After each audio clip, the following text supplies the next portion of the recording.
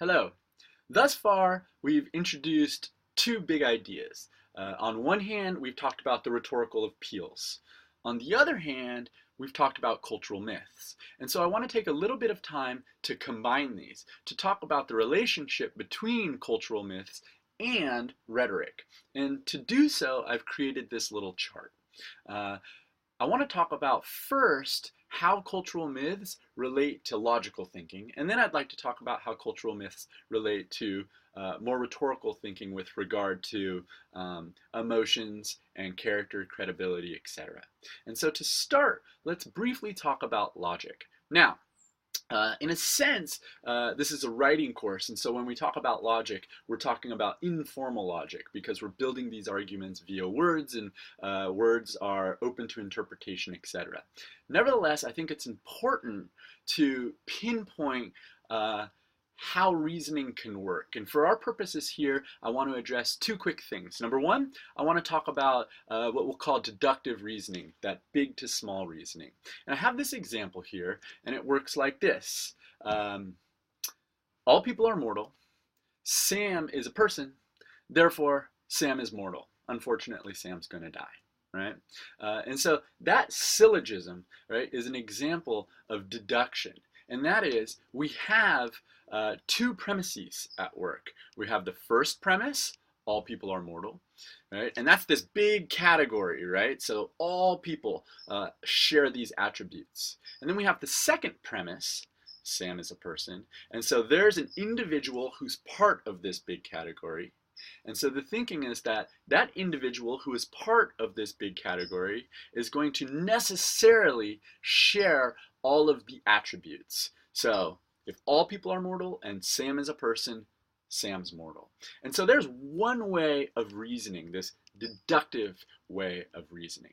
And the language that I hand you here is if premise one and premise two, therefore. And the thinking here is that the conclusion you draw or the inference you make or the claim you arrive at is necessarily true. It has to be true.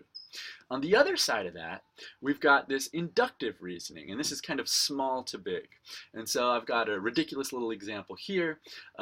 Exercise benefits your health, exercise benefits your mood, exercise benefits your relationships, exercise will likely be good for you. And on this side, we're doing something a little bit different. We're just collecting different pieces of evidence, and then we're drawing a conclusion. But we cannot guarantee that that conclusion is 100% certain through all time and space. And so that's called inductive reasoning, right? We have examples, examples, examples, and once we've got enough examples, we think it's fair that we can draw a conclusion that's likely going to work in most cases.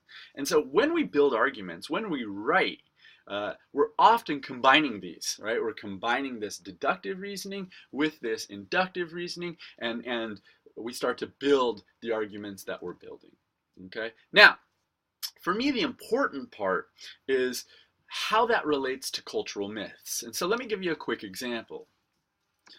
I want you to think of the myth, if you want to be successful, then go to college, dude.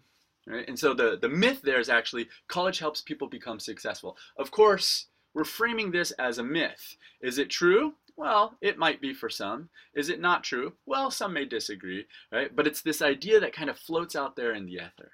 And so when we think about building arguments, we want to think about how these myths come into play. Because on one hand, often what can happen is that the myth itself can serve as a premise. And so take a look at what I've put here. College helps people become successful. There's a premise. You want to be successful? Then go to college. And so we have this argument that's taking shape, and it's really kind of underpinned by this myth. And now, if the audience believes in the myth, then we have no reason to provide support for that premise. If the audience doesn't necessarily agree with the myth, then we need to provide support for the premise. And so the idea is that the myth plays a really interesting role when it comes to shaping the argument. Must we bring in outside evidence? Can we assume that the audience is going to buy in and therefore we just need to share the myth with them? On the other hand, we can also think about how we can have people infer or draw a conclusion that is this myth. And so, same thing at play. People with college degrees tend to earn more. People tend to obtain careers rather than jobs. People who go to college tend to have better relationships.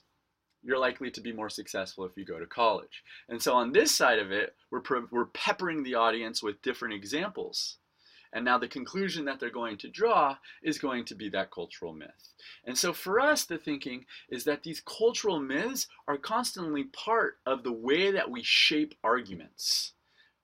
And so as we move into our first assignment, I want us to keep that in mind, that the cultural myths play a fundamental role in the logic of the argument that we're making. And of course, it's not just the logic. These myths also play a fundamental role in how arguments work rhetorically. Because for certain audiences, by merely sharing the myth, right, just uttering the myth, folks are going to start to buy in. So for example, I want you to imagine a group of parents who are sitting at a college orientation with their kids. And the person who is speaking is saying, college is going to help your child become successful.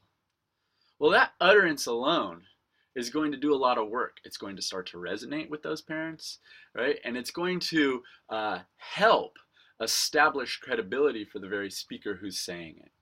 And so now, when we think of the myth, we don't just have to think how it serves as potentially a premise or how it serves as a conclusion, but we can also see how it serves as a potential strategy, right? How the mere utterance of it is going to bring some people in. And so, in general, as we move into the first assignment, as we move into this first unit, I want us to think that these cultural myths play really important roles in how we shape arguments with regard to logic and how we shape arguments with regard to emotion, relatability, credibility, character, etc. And so I say all of this because in our first assignment, you're going to be really honing in on a cultural myth and building an argument about it. Hope this clarifies a bit. Take good care.